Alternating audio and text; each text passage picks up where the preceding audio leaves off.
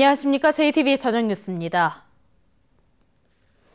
규모가 영세한 지역 농협의 경쟁력을 키우기 위해 농협중앙회가 합병을 추진하고 있습니다. 하지만 합병은 터덕거리고 조합장들은 선거판만 기웃거리고 있습니다. 보도에 김철 기자입니다. 이 지역 농협은 지난 2013년 11월 1년 안에 합병하도록 권고를 받았습니다. 예금 수신액과 경제사업 규모가 적거나 조합원 고령자 비율이 높기 때문입니다. 하지만 제대로 된 합병 노력은 없었습니다. 합병을 추진해야 될 조합장은 지난 12월 선거법 위반으로 고발됐습니다.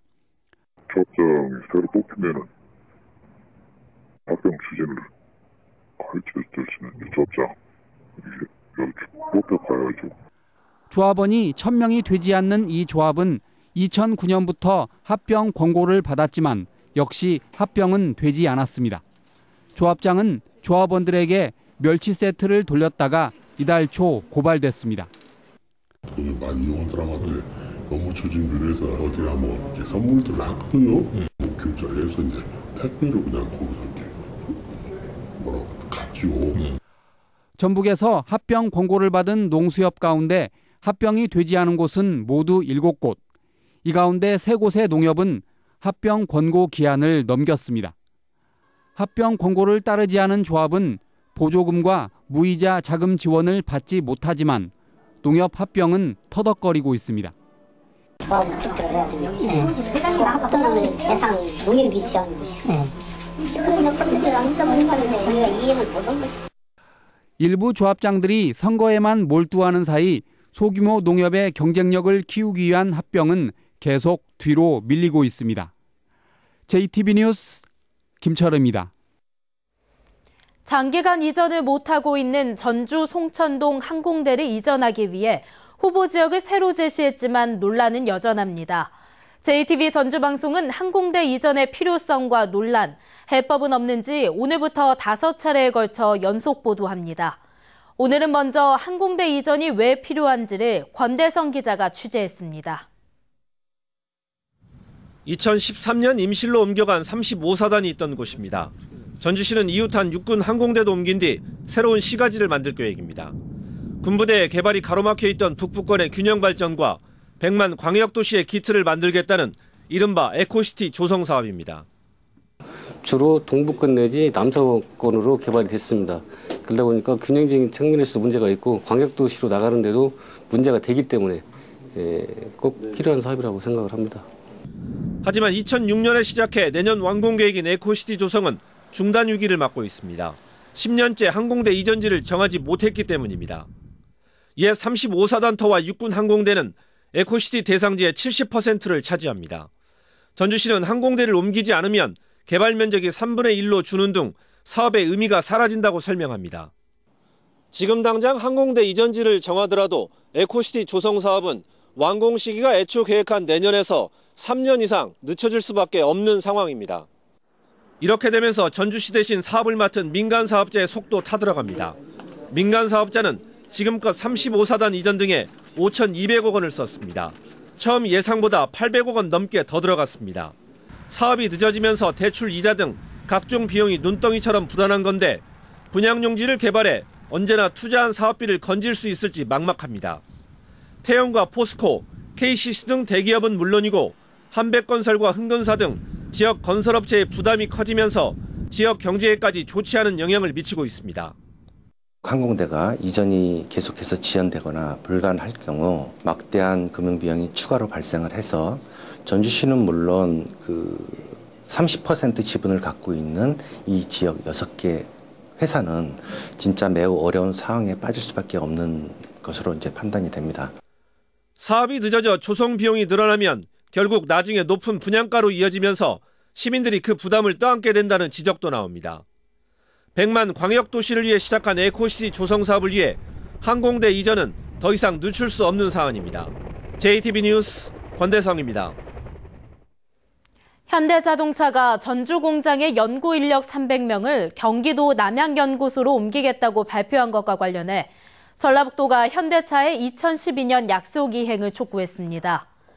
현대자동차는 2012년에도 전주 공장의 연구 인력 이전을 발표했다가 전라북도에 반발이 커지자 당시 최한영 부회장이 전주 상용차 개발센터의 남양연구소 이전 계획이 없다고 밝힌 바 있습니다. 전라북도는 현대차의 약속 이행을 요구하며 전주 공장의 연구 인력 이전 계획을 취소하라고 촉구했습니다.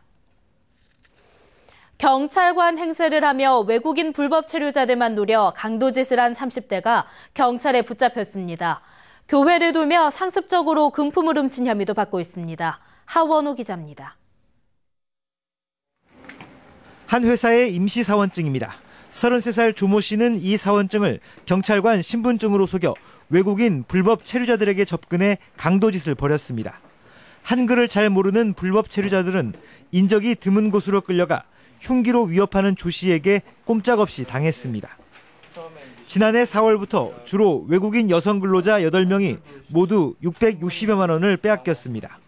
통장은 안 만들고요. 현금으로만 가지고 다니고 불법 체류자들은 돈을 뺐든 뭐 어쩌든. 조 씨는 교회를 돌며 상습적으로 금품을 훔치기도 했습니다. 신도를 가장해 교회에 들어간 뒤 기도 시간을 틈타 신도들의 가방을 털었습니다. 전북과 경남의 교회 180여 곳에서 훔친 돈만 6천만 원이 넘습니다. 교회에서는 절도 사건이 생겨도 서로 불화가 생길 것을 염려해 잘 신고하지 않는다는 걸 노렸습니다. 신도들 간에도 서로 의심을 하고 또 신도와 목사님 간에도 관계 있고 또 여러 가지 그런 부분이 있으니까 아예 그냥 덮어버리는 거예요. 경찰은 특수강도와 절도 등의 혐의로 조 씨를 구속하고 또 다른 죄가 있는지 조사하고 있습니다. JTB 뉴스 하원호입니다.